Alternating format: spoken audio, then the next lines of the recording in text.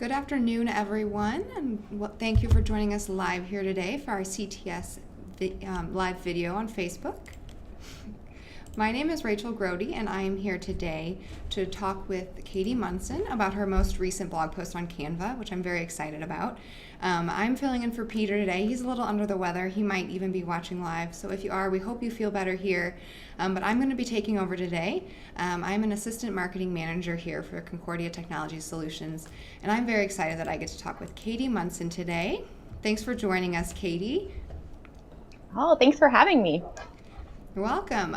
So today, on Tuesday, we posted Katie's most recent blog post about how Canva is a church communicator's best friend. And I kind of dabble in Canva, so I'm really excited to hear more from you because your blog post was very enlightening, actually, because you mentioned how a lot of people just use it for social media purposes, and it's so much more than that. And I didn't really even realize that. We use it a lot for social media here. So I think you have some amazing ideas here. But before we do get started, we have a lot of people who are questioning on our Facebook page what actually is Canva. So if you could start off by that with a brief introduction to Canva, that'd be great. Yeah. So Canva is kind of a jack of all trades when it comes to creating content, both digital and print, for a church communicator. It is an online design software that can be used, as Rachel mentioned, and as I already did, in a variety of ways. So that's just kind of the basic part of it. It's an online design program. Cool. Thank you. And we're going to kind of jump right in here so we make sure we have enough time for questions. But if you do have a question as Katie's talking about Canva, go ahead and put those in the comments below, and we'll definitely try to answer those live. And if we don't get to them live, we will definitely leave an answer once we're done here. And we will also link to Katie's most recent blog post and even an older blog post that she's going to mention once we're done here as well, so you can find those easily. But the very first Canva use we really want to talk about today are weekly announcements. And I know you said you use them for weekly announcements at your church. So why don't you tell me more about those or how you use Canva for those? Yes. So our weekly announcements, right here, I have one in person. I love Canva for print. This is actually probably one of the first ways that outside of social media that I began using Canva. We had used a more traditional publishing software previously, and just certain limitations, not having that on every computer, different things like that, encouraged the transition to Canva.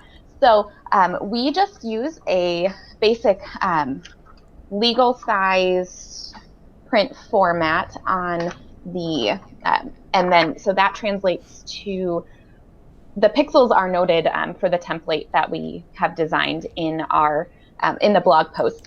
And so you just would use Canva's custom template design for that. So it's just basically, I think, Rachel, do you have the template Yes, image I have in this Canva? that you sent me. Yeah, so that's kind of what it looks like in as we design the announcements in Canva. This is just a template, but we have our weekly calendar, who's serving that week, regularly occurring elements like the parenting in the pews and our prayer box, and then the rest of the space is there for timely announcements and other things like that, alerts, upcoming things, how to be involved. Yeah, that looks really nice. It's really cool to see how it would be designed on a computer, and then also your final printout there with actual information loaded up. Another thing that I never really realized you could use for Canva is logos. And have you actually used Canva to make a logo for a church event or anything like that? Or what else can you tell us about logos? Yes. One of the more recent ones or regularly occurring things that I use is for our family nights. So that's what I have used logos, but for different things, seasonally for Advent, Christmas, now Lent and Easter. We've used Canva to design those logos. Within Canva, you can pull up different templates that they have provided and use those. I will also drag in other elements if we have something like our church cross, and that's unique to Mount Olive. We'll bring that in there. But as you can see within Canva, there are different ideas that can be used as is. Most likely you're going to be adapting those. I even enjoy using those layouts for design inspiration and thinking, okay, well, how can I take, an element of this, and would that combine well with something else, or color ideas. And as Rachel's showing, you can maneuver or manipulate within Canva. When you see those, the boxes connect, you can kind of tell that they're connected. So that's going to keep everything in check design-wise. If you're like me and don't have formal design training, that's very helpful to know that, okay, this is something that a professional has said is well-proportioned, and those fonts pair well together. That's another thing with Canva that I just love, is you don't need to have a background in design to be able to use it and to learn from it and use it well. Yeah, and that's a great point, because we use it for work here, and we actually have our web designer use Canva for us. But sometimes she's just too busy. She just doesn't have the time to make a simple graphic for us that we need. So as marketers, we'll go in and make stuff as well. And I think they look pretty great, but then our designer will come in and help us with our alignments and other ideas like that. But it is for a professional or even a rookie on Canva as well. And another idea, moving along with your blog post here, that I really am excited to utilize. I'm in school right now for my master's, and when I read your blog post, I never had thought about using Canva for PowerPoint presentations. So have you ever used them, or do you have any ideas or examples for a church communicator to use those? Yes, this is another one that we use on a weekly basis for our opening and closing slides, and any particular ones we need for worship, but also we have a TV announcement that will design those or use the PowerPoint templates to design for those as well. There's so many things that you can use it for, but like you said, as a master's student, you're making presentations, and maybe you want to just have a custom background that then you would bring into PowerPoint to use for your projects. That is one way you can use it. And then another thing, you can design entire presentations, and when I was doing my master's, I used that quite frequently. You can import the different graphs and things like that you design in another part of Canva. You can save and then bring in, and all sorts of stuff. So I get really excited about this. Obviously, I'm probably not being super clear. One of the things that I suggest is just going in and playing around and exploring and seeing those different options there. But for a church, I could see creating a custom background. If you're doing a sermon series, you're going to then have that consistency throughout that period of time. If you have a Bible study that focuses, on a particular theme or topic, or part of scripture, that's another thing that you're going to be able to do. A neat pairing, you can use the logos feature to create a logo for that series or that event, and upload that into Canva, and then create your slides from there.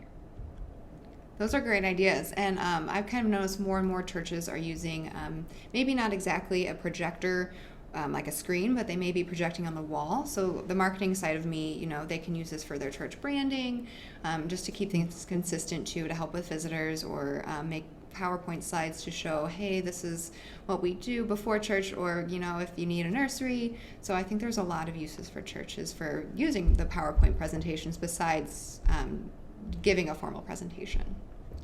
Yes. And what's nice too is that you're going to save these either as PDF files or image files, either a PNG or a JPEG. And so that you can import into whatever presentation software you're using. It's not, Canva plays really well with others. And you kind of touched on it, how it's really easy to go in and just kind of play around with different layouts and templates they have. And I mean, that's how I learned. I just went in and I'm going to make a Facebook post today. And it was really easy. So I think it's really intuitive, which really helps with that. It looks like we have a little delay here with Katie. So when I get her back up here, we'll continue on. 1 second, please.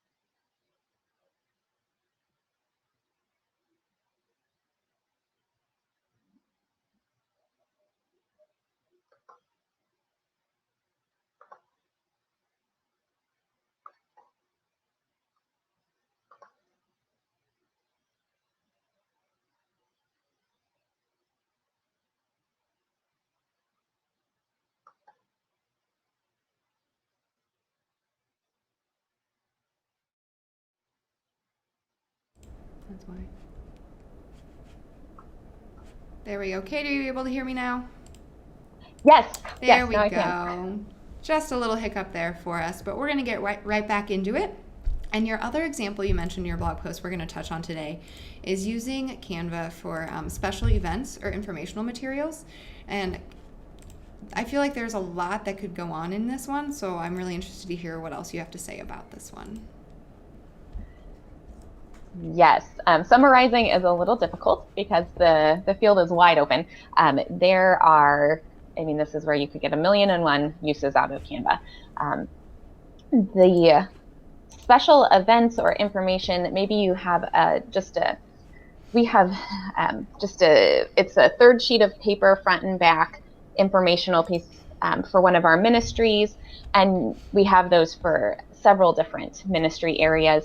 And so that's something that you could use if you would like to let families know what's going on for them in your congregation, or perhaps there are different outreach opportunities or servant areas that people can be serving in, or just a general informational thing about what your church is about and your mission, and then worship and education opportunities on that as well. Last summer we did a Lutheran Communicators event, digital conference, and so I used the infographic template to create this handout with some of the resources that I used in that presentation. So that's another use. You can do bookmarks if maybe you're having a mother-daughter luncheon and you want to have the itinerary for the day. You could have those listed there and at each place setting. Trying to think of just other Well, one that came to mind when you were applications. talking about this was my church. We do an Easter egg hunt every year. So even Yes. giving out like an Easter egg basket or goodie with a bookmark with service times or other kid-friendly events coming up would be a great idea, I think, as well. Yeah. And if anyone has other ideas they want to share, please leave that in the Facebook comments, and we'll make sure everyone else sees that as well. Please do. But I believe it was early in January, you wrote a really great blog post about how you use Canva to create a magazine for your church and how that kind of replaced your church newsletter. So we have examples of that, and we'll post a link to that blog post about how Katie does that, how she gets started, and that process of using Canva for it. So how else do you use Canva to make your Connecting Point magazine? First, I started out with the magazine template. That was a lifesaver. I have not used one template all the way through, but again, using their layouts and ideas for inspiration and then customizing those and making them your own. As you mentioned, Rachel, the word intuitive really is part of Canva's overall like ethos. And so once you see something, it's pretty easy to figure out how to make that happen in your document. So this is kind of the final product of the connecting point. We print on ledger size paper. So each sheet or each page is just your standard 11 by 8.5, but it's all together. And then, we print, every copier is different, but using a booklet profile. And so, yeah, we have, it's just, it's the same size as your standard magazine. When I lay this out next to like my Lutheran Witness or something, it just kind of fits in that pile. And but the design in Canva is certainly using their magazine templates, and there are just a variety of those that are just very crisp and arrange images and text in a way that is going to engage readers. And so that's a pretty neat thing. Again, not having that background, but to learn from their expertise in that. Yeah, and it's really cool to see, again, how you have that final product of a nice, clean booklet or magazine as you use it for, but then it all came from this PDF that I'm showing that you made in Canva probably pretty quickly now that you have it templated and really clean, and it looks like you have a professional designer working on it. Yeah, Canva it can fool people into thinking you're a pro. Yes, and if you want an example or that PDF I was just showing, we will post a link to that blog post, and you can just simply download it to kind of see what Katie's Church does for their magazine that they make in Canva. So that's a very helpful resource. Now, I think we saved the biggest question for last. If you've ever been in Canva, you've noticed that there's a free version and a paid version. And as I scrolled through today, you may have noticed there's little dollar signs or other little hidden figures in there. What can you tell me about the benefits versus paid Canva versus free Canva for those? Maybe they don't want to have that paid commitment yet, or they just want to try that free version. I would say absolutely start out with free Canva. It's free. So there's little risk other than the time that you will spend exploring in there and hopefully learning to love it. But free Canva, I think the basic things that we have discussed in terms of creating PowerPoints, creating our weekly announcements, different magazine templates, those are going to be available in the free version. And it's just, it's too good of a resource to not use in my book. Yes. But the benefits of the paid version that I appreciate most, one having to do with those logos and other things like that, but mostly it's going to come through in logos, is the ability to create something and save it with a transparent background.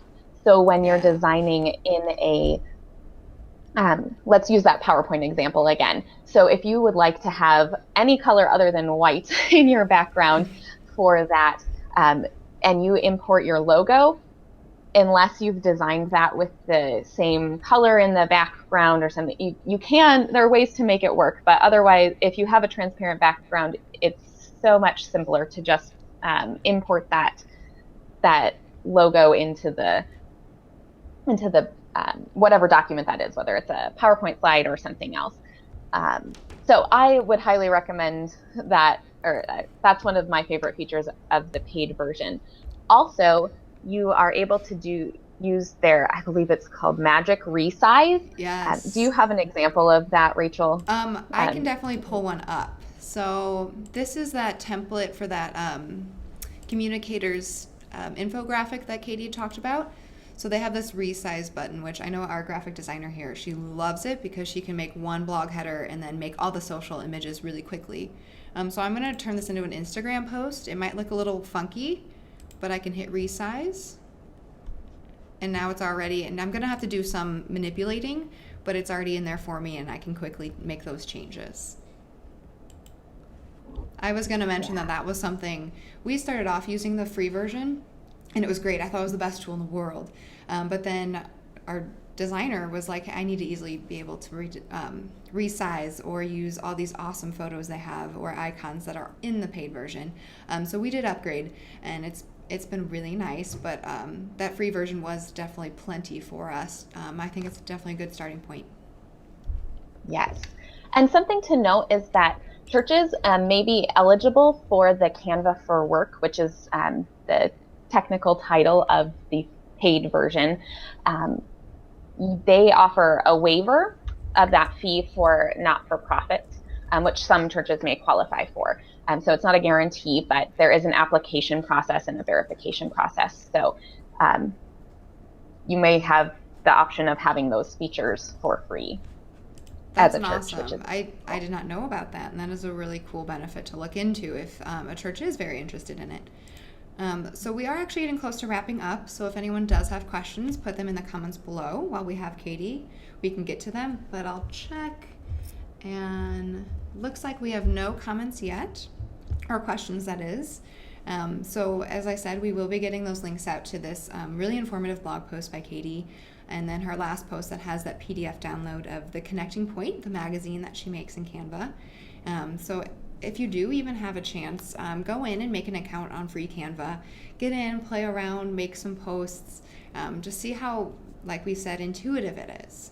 It looks like we do have a question for you, Katie. Let me read that here.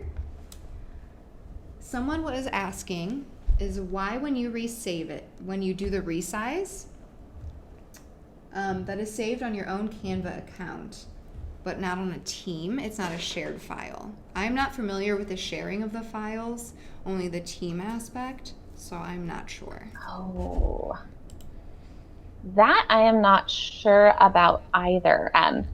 The Canva for Teams was something that Rachel and I briefly discussed right before we went live, and I have not used Canva for Teams in my role, but let me take a look.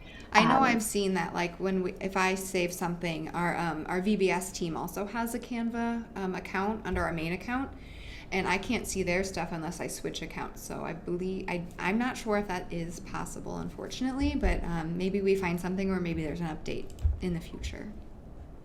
Yes. When speaking of updates, I have noticed there, like that transparency feature was something that came about that developed the ability to use folders within the main part of Canva. Do you have that main screen, Rachel? Let me flip to this is our like Teams Canva here that we use for CTS. And I help with the CTS Instagram. So I try to make a CTS Instagram folder over here. I know my mouse isn't showing up, but it is over here on the far left of your screen. So I'll just throw the Instagram post in there, so it's a little quicker if I'm just trying to find one quick Instagram post for that week, or what have we done in the past, and I just want to check it out instead of viewing all my designs. Yes.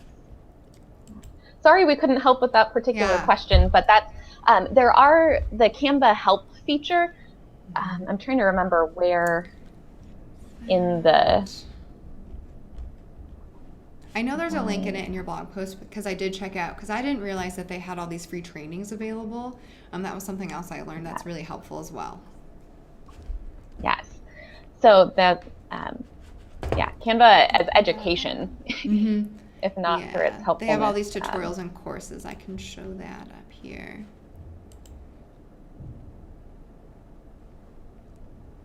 And I liked how you mentioned in your post that they're all free, which is even better. So even if you have a program that you love designing in and that works for you, these are available and can round out your knowledge or add to or provide different inspiration. Yeah. Well, I don't think we have any more questions, so we might as well, we're going to wrap up a little early, but please do, if you have them as you review or as you get into playing with Canva, let us know and we'll be happy to help you. But thanks so much for joining us today, Katie. I had fun I hope you did as well. And I hope all of you Yes. have learned a little more about Canva as well. It's a great tool. So I hope you can get in there and play around and utilize that for your church.